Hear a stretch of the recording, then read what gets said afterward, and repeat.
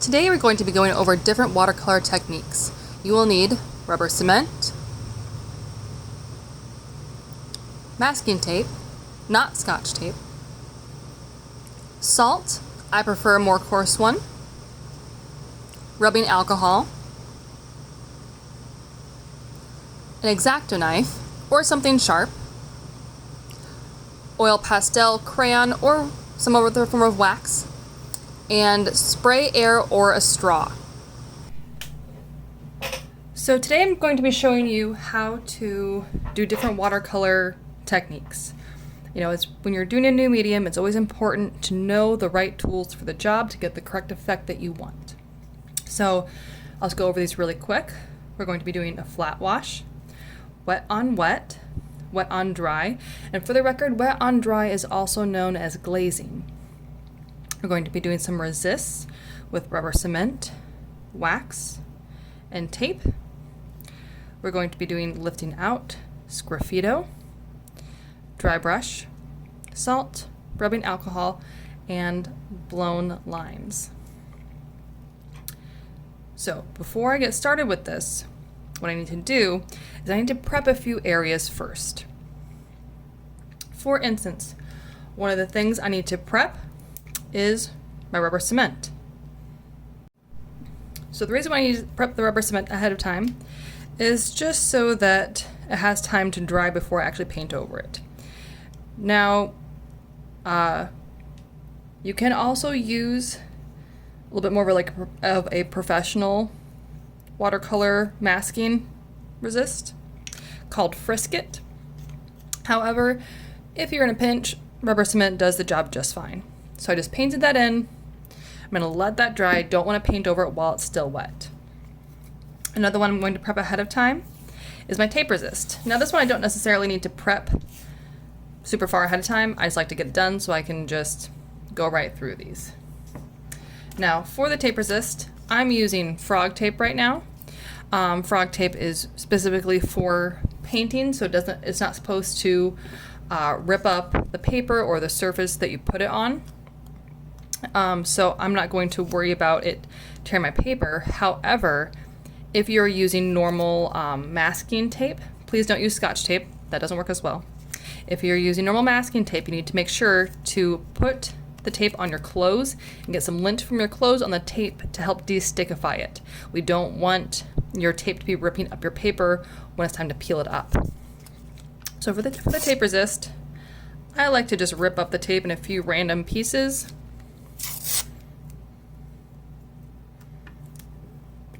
Kind of create a fun abstract design or something.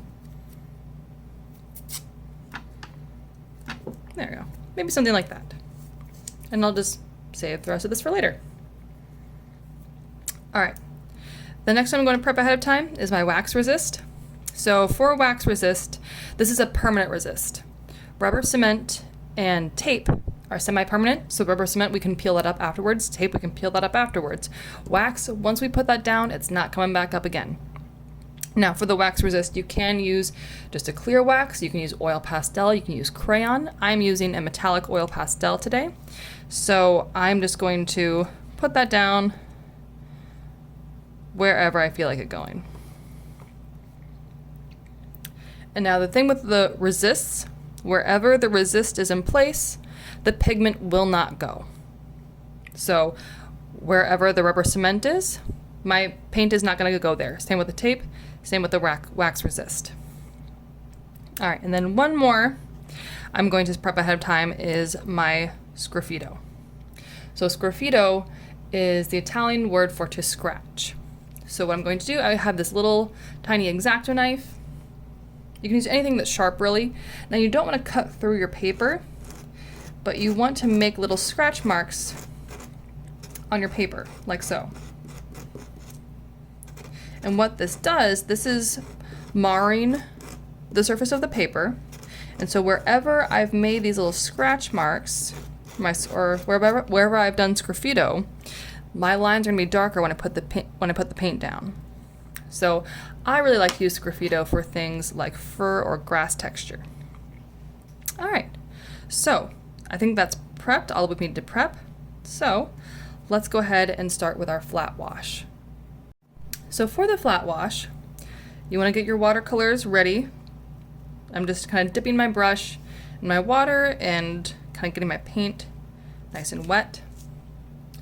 And so for the flat wash, you just want a nice even distribution of color. So you don't want it to be splotchy, you don't want it to be streaky. You can see my brush is kind of drying out a little bit here. The paint is not moving quite as well, so I'm going to re-wet that.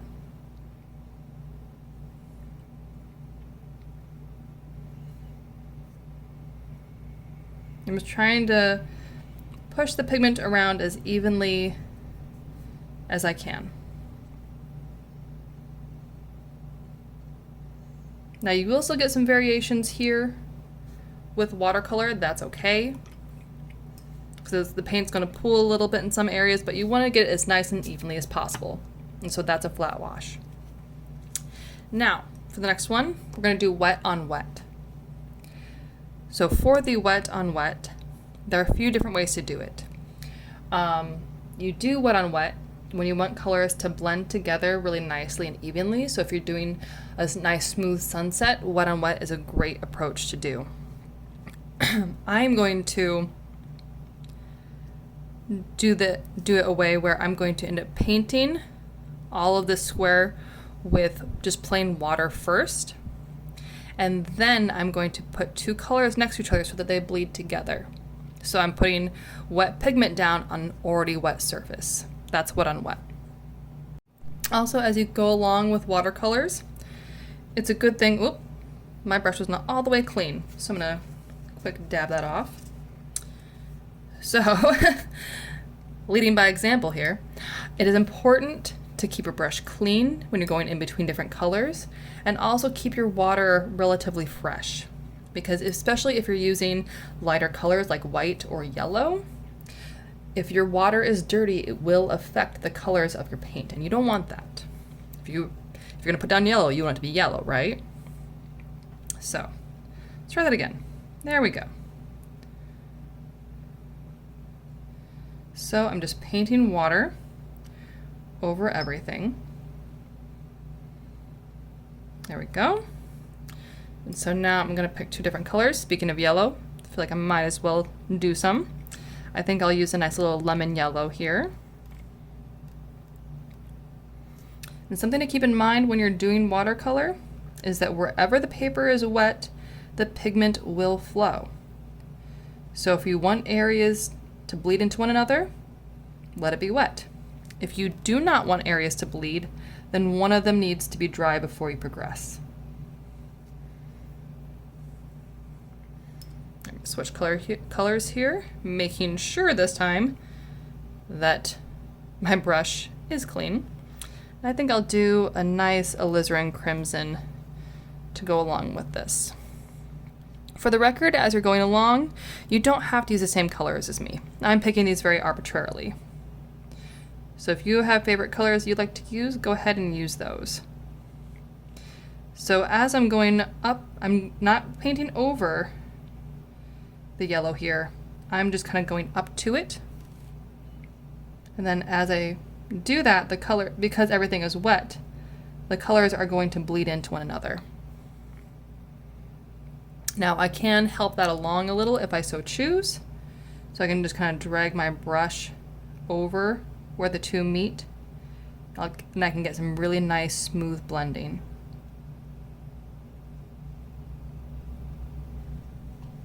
There we go. And that is wet on wet. Now for the wet on dry, we're going to have to do a little thing, wait for it to dry, and then come back to it. So I like to start with a little bit of a darker color here. So let's use that phthalo blue again. I'm a big fan of phthalo blue. And I want you to just like paint a random design, a line, whatever you feel like. So I'm gonna let that dry. We're gonna come back to that. Because if it's not dry, when we paint on top of it, it's gonna be wet on wet. And we're trying to do wet on dry. All right, I think my rubber cement is not all the way dry yet, so I can't do that one just yet. So let's do lifting out. Now for this one, you will need to have a little bit of paper towel or a cloth at the ready. Lifting out is a great thing to do if you need natural looking cloud structures. It's one of my favorite ways to approach that. So I'm going to start by doing a flat wash. I think I'll use phthalo green for this. Even though I just said it was clouds, you know, maybe I don't know, feel like green.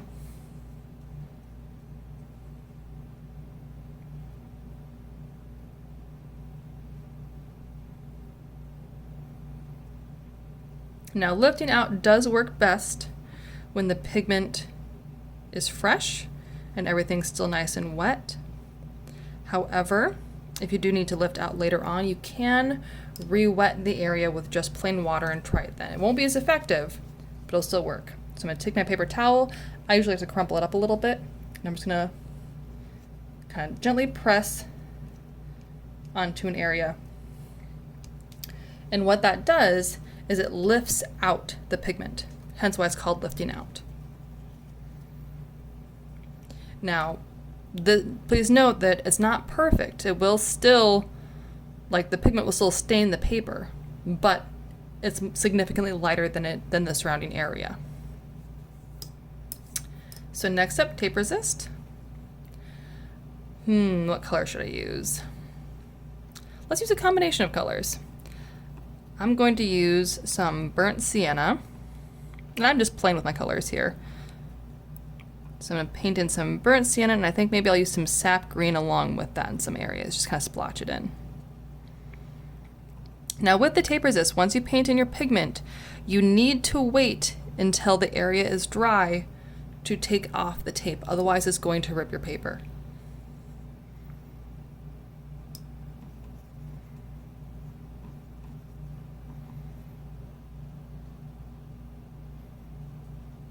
Oh, those colors do not look pretty together, but that's okay.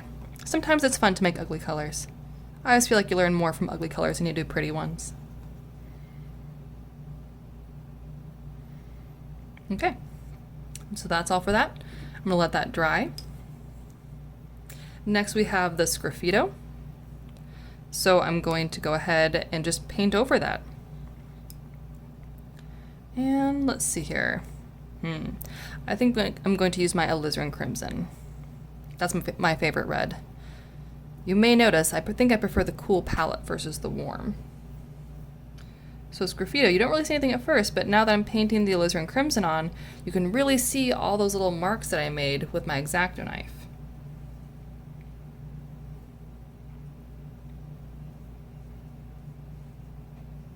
And just remember, when you're doing Sgraffito, the goal is to not cut through the paper. Don't cut through the paper. You just want to rough up the surface a little bit. All right, so Sgraffito is done.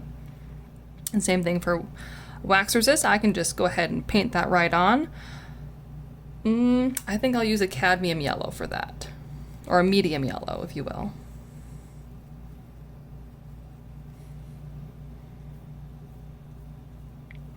And notice that even though I'm painting directly over where I put my oil pastel, the pigment is not covering it up. And actually I can add in some phthalo blue, which is significantly darker, to show you that it just won't stick to it. Here, I'll add a little phthalo blue here, just to show you that while it covers it up at first, the wax is still coming through here.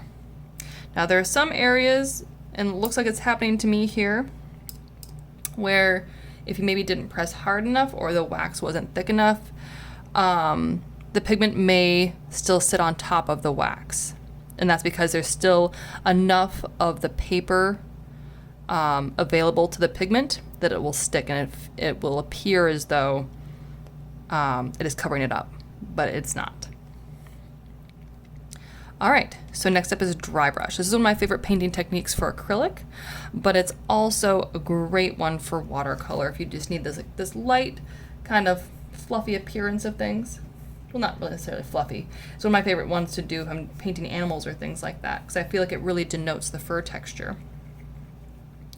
So for dry brush, I think I'll just use that phthalo blue again, so you can see it nice and clearly. what I'm going to do is I have the pigment on my brush, but I'm actually going to kind of get off as much of the moisture as I can out of my brush. Because for dry brush, you have the pigment on there, but the brush is dry. So your goal for a dry brush is for it to be kind of like really thin and wispy, and you can kind of almost still see the individual fibers of the brush. So dry brush is not smooth and even. It's, well, very brushy. All right. So next up we have salt, rubbing alcohol, and blown lines. And don't worry, I haven't forgot about rubber cement and wet on dry. We're just gonna do those last. All right, so for salt and rubbing alcohol, you need to work relatively quickly. You can't wait for it to set up. So for the salt, we're gonna put the pigment down and we're going to instantly drop on some salt. So I might just get some salt at the ready. You can use just regular table salt. I personally prefer a more coarse salt. It's bigger, it has a more visible effect. So I'm just gonna hold some in my hand right now, in my left hand, so I can just have it at the ready for when I need it. And for the salt, I think I'm just gonna use some ivory black here. Or is this my Payne's gray? Nope, this is my Payne's gray. I lied. Nope, ivory black.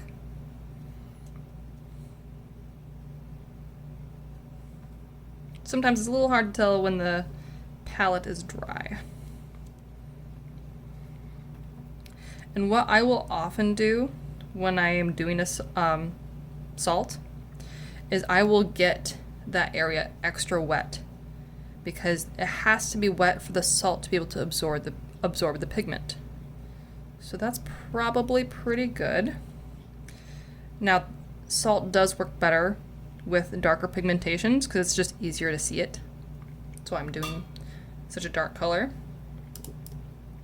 So, now that that's there, I'm just gonna sprinkle on some salt here. And what it does is salt will absorb the pigment directly around it. So you're going to be left with a little halo. This effect is often used for like snow or rain.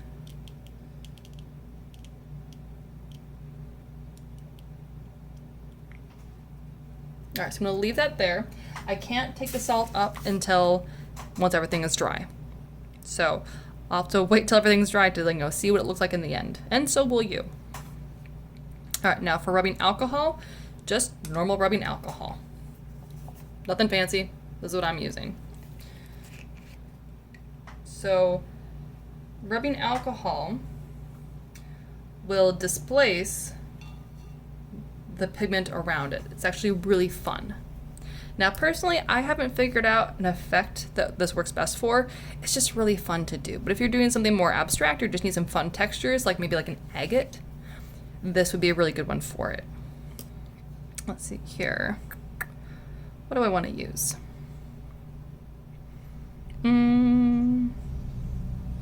You know what? I'll use some ultramarine blue.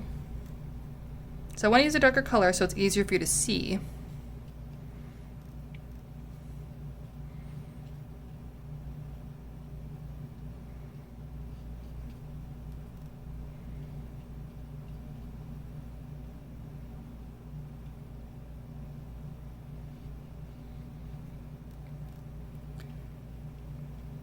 All right, so I have my ultramarine blue down. And you can do this a few different ways. If you have an eyedropper or a little squeeze bottle, that works really well for getting the alcohol down. I just poured some into the cap. I'm gonna use my brush to just drop it on. And you can see it instantly displaces the pigment. I think it's a really fun one. And for the record, even if you do try to layer watercolor back on top of the rubbing alcohol, it won't sit well. All right, so blown lines, and then we're gonna jump back and do the rubber cement and wet on dry. So for the blown lines, if you have a straw, just normal sized one, or like the little stir straws they give you like for your coffee, or canned air. Works really well. For the blown lines, this is what I like to use to get naturalistically looking tree branches. So maybe I'll use some brown for this, but we're just gonna kind of dot this in. For this one, I'm not going to end up covering the entire area. I'm just gonna kind of give myself a heavy little dot here of the color. Or maybe, you know, I'll pretend like it's a tree. So I'll give myself like a little branch. Either way, do you see how like thick and pooled that is right there? It's not thin.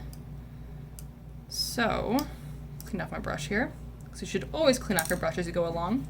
So I'm gonna take my canned air. I'm gonna give it some little blown lines here. And it's okay if you go outside the box for this one.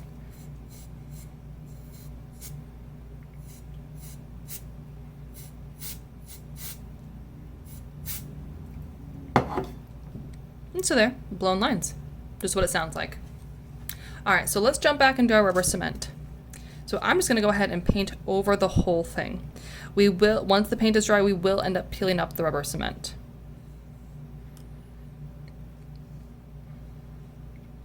So yeah, I think I'm gonna use my nice little cadmium red.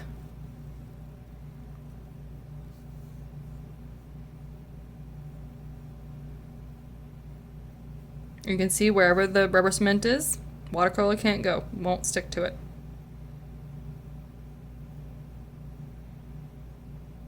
You can just paint over the whole thing, you don't have to really be careful about that.